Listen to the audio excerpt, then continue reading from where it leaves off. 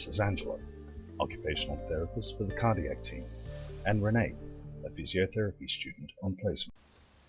Hi Renee, I've been asked by your clinical educator to talk about the case conference we just had and how it relates to interprofessional practice.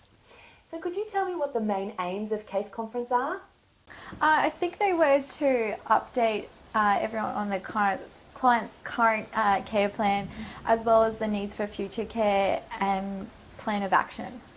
And who guided most of the case conference today? I think it was the caseworker, Jen. She seemed to really coordinate the session. She had access to the written care plan as well as the client file. And who else contributed to the case conference? The physio, the OT and the dietitian all contributed. Was there any profession-specific jargon that was used? Yeah, I was a bit confused by the nutritionist when she mentioned the word, I think it was hypercholesterolemia, and I didn't also understand why there was such a focus on sodium. And the OT student also mentioned HAC. Could you explain to me what that is? So HAC stands for Home and Community Care. Remind me to explain that to you later. And basically with the sodium, the less you have in your diet, the more likely you'd have to lower your blood pressure and cholesterol. It's really easy to get lost in that kind of jargon and miss some of the key points in case conference. So it's make sure that we clarify that as we're going through.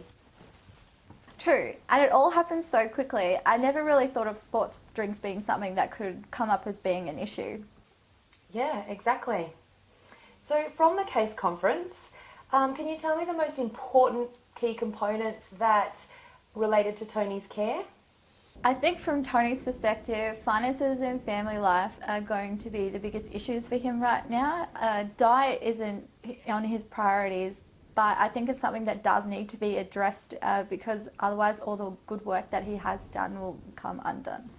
Yeah, and I think his medications probably need to be looked at as well because he's getting a lot of different information that's causing him a bit of confusion. And if he gets those wrong, he could end up back in hospital.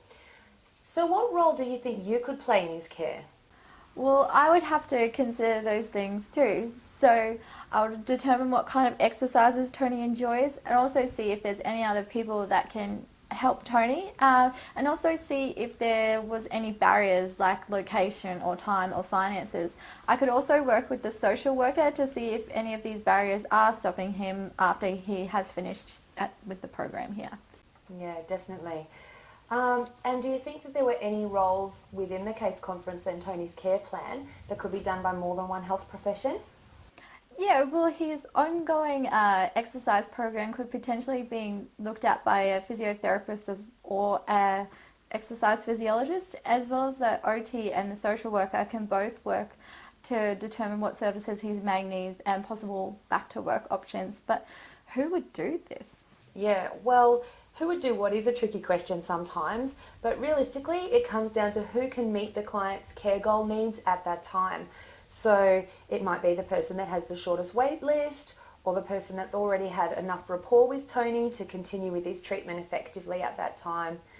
It's sometimes difficult to negotiate. But what do you think some of the benefits of working in a team are? So each team member only has a small snapshot of Tony's life. So as a team, we're able to establish a comprehensive picture of his healthcare needs. And during case conference, we're able to allocate tasks so we can better time manage Tony. So do you think there's anything, Renee, that we haven't covered today in either the case conference or this session? No, I think we've actually covered everything. Great. Well, Renee, I think you've really clearly outlined the aims of case conference. I think you've also managed to identify the key areas each team member needs to focus on, as well as what you might be able to do to help Tony, and how all of this relates to interprofessional practice. So well done.